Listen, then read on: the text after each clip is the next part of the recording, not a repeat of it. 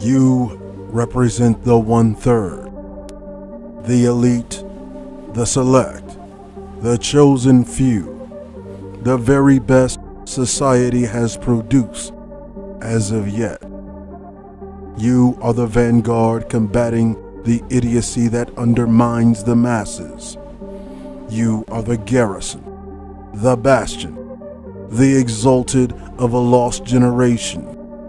You are also the first and last line of defense for a new generation.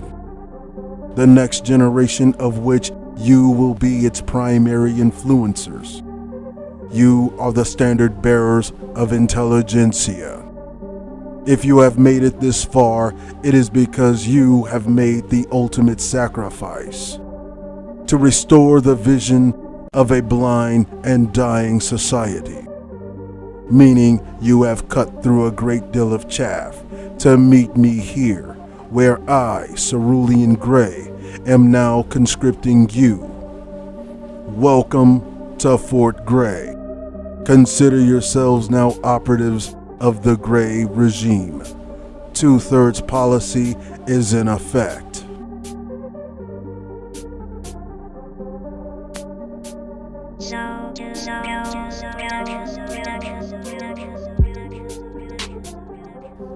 Hoorah!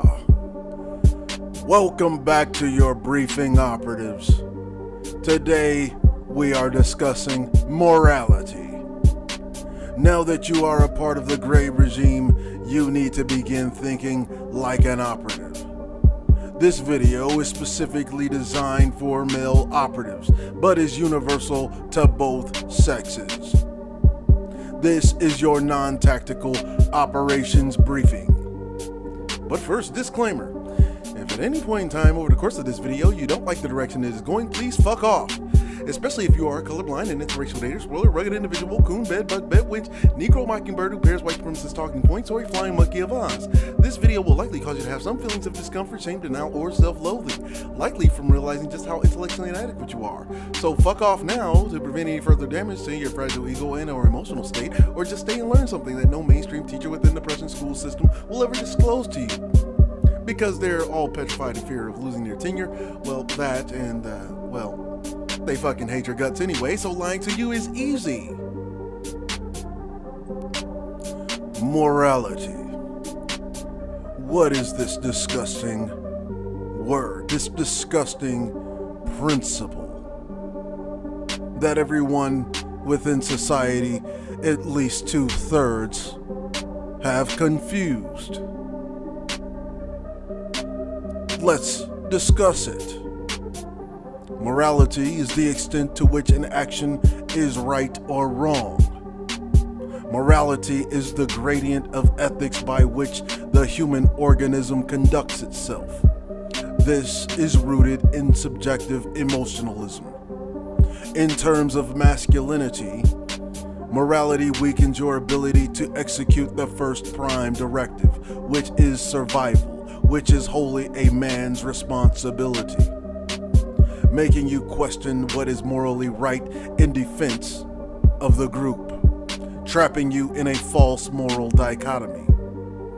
In terms of femininity, it forces women to question their ability to execute the second prime directive, which is reproduction, which is wholly a woman's responsibility, calling her to question whether or not executing her role as the bearer of the next generation, whether or not it is morally right. Yet again, another false moral dichotomy.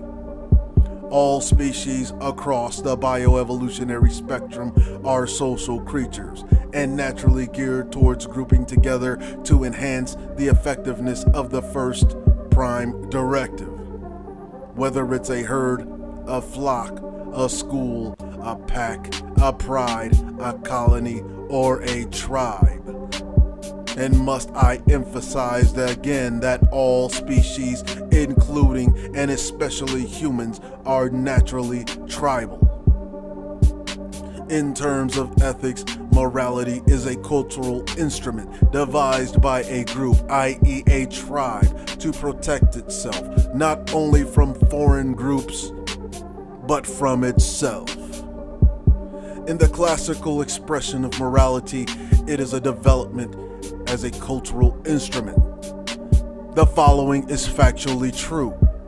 Take, for instance, you are a part of a tribe, and your tribe depends on venison as your primary food source, and it requires 10 deer each season to feed your tribe. Well, one season, you and the other men, or hunters rather, notice the deer are not as in abundance as usual, and you report this back to your village elder, your chieftain, your witch doctor, your priestess, your cleric, or what have you. Well, that village leader, whomever they may be, is going to devise a new stratagem to ensure the villagers can get the required sustenance from every hunt without disturbing the delicate balance of the primary food source, therefore cutting back on the number of deer the hunters can capture.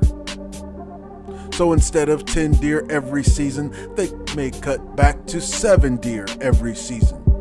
Or if the food source is in severe decline, they may even cut back to 5 deer per season, or even 0, making it a sacred animal, not to be hunted at all in some cases, as with what you have in India with the bull. Deifying the animal, even placing sacred curses on village members who disobey and hunt the animal regardless of the new tenets laid down by the village elder. This is the classical modus and expression for moderation, to ensure that the village did not hunt, or in this case overhunt themselves into obscurity and eventual extinction. In times in which the population grew faster than the food source, ritual sacrifice was employed to trim the population, to thin the herd, if you will. This is called the Malthusian strategy, despite it being employed long before there was ever such person as a Thomas Robert Malthus or the Malthusian population growth model. However, if your group or tribe is imposed upon by another tribe and has imposed its way of life, its values, its standards on you, your moral compass is not your own, but one that was given to you by the imposing tribe. Therefore, you are degraded. And in more contemporary terms and expressions of morality, morality is for the conquered, not the conqueror. It is amongst a conqueror's greatest weapon in the conqueror's arsenal. It is how the conqueror retains what they have taken from the others whom they have imposed upon, by convincing their victims that what they did to succeed at conquest is now wrong or taboo for a modern society. Ask yourselves, how did the current rulers of society gain control of the world? Through violence, murder, theft, rape, pillaging, refined barbarism, deceit, lies, heinous and egregious acts of unparalleled savagery.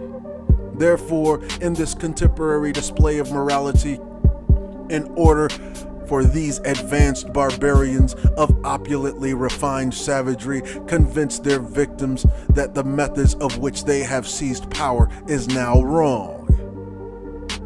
Now that they have stolen everything from you, now they make it illegal for you to steal, so that you are trapped in a false moral dichotomy about taking it back. Now that they have murdered you with impunity, they make it illegal to murder, so that you are conflicted about even taking life in defense of yourself. Now that they've lied to you your entire existence, they've made it illegal to lie, so that you may sit tormented and conflicted about being deceitful, which is one of the many strategies they've employed to take power from you, specifically vicariously through your ancestors. In subversion, when an opposing group or tribe imposes on another. Morality is structured in this way: reward those who agree with you and punish those who disagree, and use those who agree with you as the hand to execute the punishment. This model is the modus for all religion. Hence, the theme of religion is to outcast, isolate, quarantine, excommunicate, exile, get rid of, murder, and destroy non-believers and allow the believers to live. This is the bigotry of low expectations in its base form.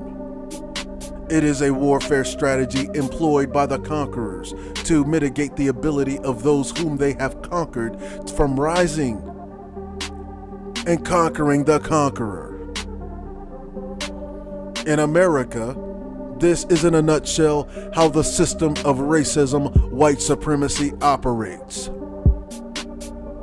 Say what you will of our revered heroes of renown, from Dr. John Henrik Clarke to Dr. Yusuf bin Yakanan to Dr. Francis Cress Welsing to Dr. Amos Wilson to Dr. Neely Fuller Jr. However, what you cannot say is that they were incorrect in equating racism, white supremacy to a religion. It is, after all, dogmatic, rooted in principles that favor the conquerors, and operates by instilling fear in their victims made via physical threats of harm for non-compliance in support of this dogma. As for black people, your entire sense of morality is a fabrication by the conquerors of your ancestors. But not only is your moral basis a toxic fallacy, but you are high on it, as a junkie is high on heroin. And your conquerors are the pushers of your favorite drug, i.e., morality. And just who are the conquerors of your ancestors? In American history books, they are considered the first settlers, the so-called founding fathers of America, who began as colonial extensions, enclaves of Europe, who instilled their values, their standards, their ideals, their religion, which is self-serving, if you are from the conqueror's lineage, that is, but is one of servitude to your conquerors, if you are from the lineage of the conquered. Take Christianity, for example, a memorandum and manifesto of military strategy. The strategy employed by the conquerors of your ancestors who passed down this culture of servitude and plastic morality to you through the generations of waging an ideological warfare campaign to force you into conformity and complacency. You must purge yourself of this excessively high and false sense of morality, which is as weak and fragile as styrofoam under a high flame. It is a clever excuse to hide behind your cowardice, fear, and shame. The number of whites on welfare alone are nearly equal to the total black population in the United States. The number of obese white people outnumber the entire black population in the United States. The number of single white mothers outnumbers the entire black population of the United States. The number of white people killed as a result of white-on-white violence is more than 3 times the total number of crimes committed by black people annually. However, to retain control and keep you in a state of moral servitude, the narrative has to be switched to make you think you are the biggest problem. Why? Because in order to retain power, the victims of the conquerors must always question themselves while never questioning their conquerors. This is gaslighting in its base form, employing the mirror effect to have you think you need to fix every small detail or flaw within yourself before you can even challenge your conqueror, despite the fact that your dysfunction was manufactured by your conquerors. Now, a sound, sturdy, and advanced expression of morality is amoral pragmatism.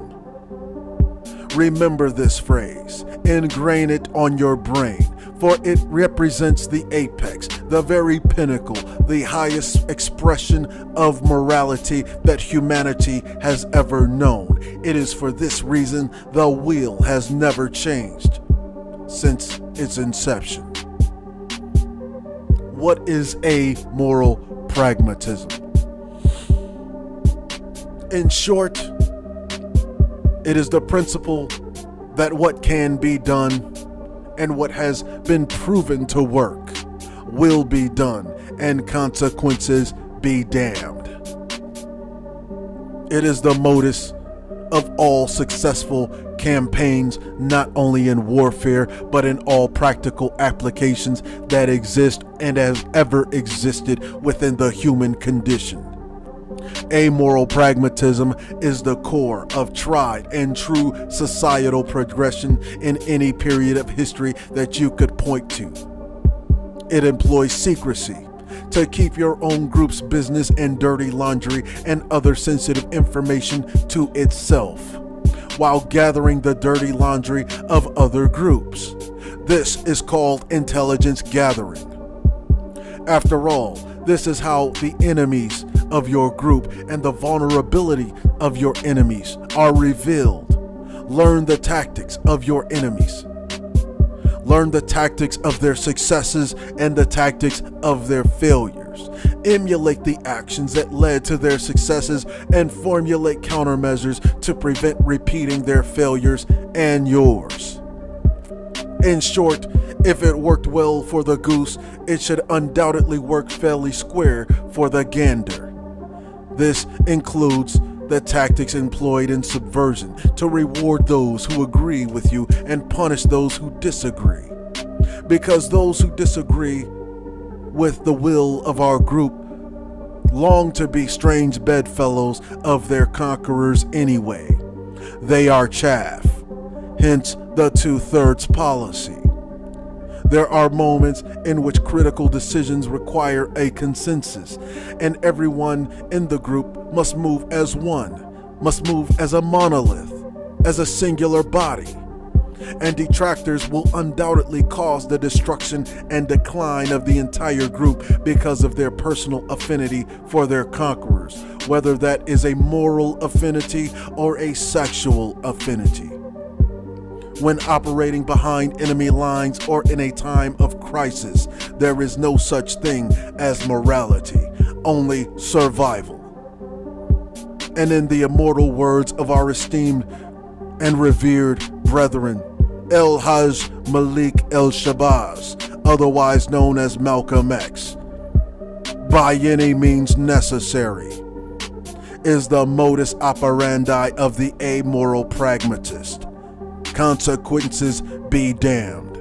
And in my own words, the words of Cerulean Gray, fuck doing what's right, do what works. Right and wrong are subjective. What is right for the spider is morally wrong for the fly. Which will you be, operatives? And with this, I impart permission to join the conversation. Like, share, comment, subscribe, and be great. This concludes your non-tactical operations briefing. Salute to the nation, Cerulean Gray, over and out.